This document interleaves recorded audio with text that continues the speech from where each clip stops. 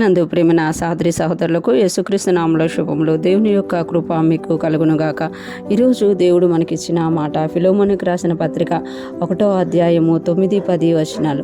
వృద్ధుడును ఇప్పుడు క్రీస్తు యేసు ఖైదీనయ్యున్న పౌలను నేను ప్రేమను బట్టి వేడుకొనుట మరి మంచిదనుకొని నా బంధకములో నేను కనిన నా కుమారుడగు ఒనీషీము కోసరము నిన్ను వేడుకొనుచున్నాను. ఈ మాటలు పౌలు గారు ఫిలోమోనుకు రాస్తున్న పత్రికలో మనం చూడగలం. ఇక్కడ ఫిలోమోనుకు పౌలు గారు తెలియజేస్తున్నారు కదా, ఆయన కుశల ప్రశ్నలు అడిగిన తర్వాత ఇక్కడ ఆయన ఒక వేడుకోలు చేస్తున్నట్టుగా మనం చూడగలం. ఇక్కడ పౌలు గారు ఎంత వినయంగా తెలియజేస్తున్నారంటే వృద్ధుడను అని అంటున్నారు. అంటే అప్పుడుగా ఆయన ఏమైపోయారు అని అంటే వృద్ధుడైపోయి ఉన్నారన్నమాట. అంతేకాకుండా ఆయన సువార్త నిమిత్తం అప్పుడు ఏమై ఉన్నారంట, ఖైదీ అయి ఉన్నాను అని చెప్తున్నారు. ఈ వృద్ధుడను ఇప్పుడు క్రీస్తు యేసు ఖైదీనై ఉన్న పౌలను నేను అని చెప్తున్నారన్నమాట.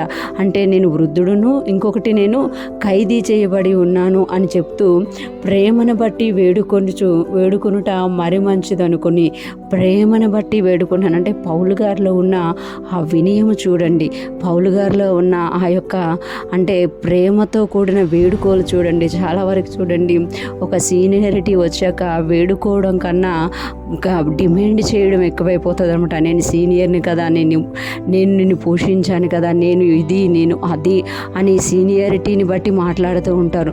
నేను వృద్ధుడును కదా, నాకు మీరు గౌరవం ఇవ్వాలి కదా అన్న రకంగా మాట్లాడతారు. కానీ పౌలు గారు ఇక్కడ వేడుకుంటున్నాను అంటున్నారు. వృద్ధుడను ఇప్పుడు క్రీస్తు యేసు ఖైదీనై ఉన్న పౌలను నేను ప్రేమను బట్టి వేడుకొనుట మరి మంచిదనుకొని వేడుకుంటున్నారట. అది దేని గురించి వేడుకుంటున్నారు అంటే, నా బంధకములో నేను కనిన నా కుమారుడగు ఒనీషీము కోసరము నిన్ను వేడుకొనుచున్నాను. నా బంధకములలో నేను కనిన నా కుమారుడగు అంటే పౌలు గారి ఖైదీ అయి ఉండి కూడా, బంధకాల్లో ఉంటూ కూడా ఆయన ఏం చేస్తున్నారు అని అంటే ఆత్మీయ బిడ్డల్ని కంటున్నారు.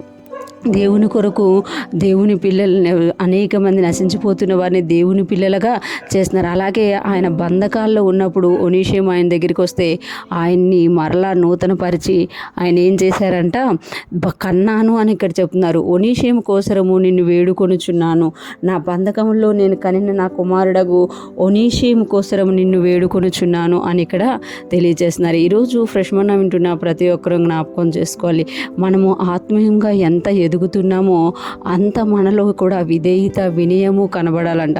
ఎప్పుడైతే మనము విధేయత వినయము కలిగి ఉంటామో పౌలు గారిలాగా ఇలాగ తెలియజేస్తాము. ఆయన వృద్ధుడైపోతున్న ఖైదీగా ఉన్న ఆయన ఇంకా ఆత్మీయ పిల్లల్ని కంటున్నారంట.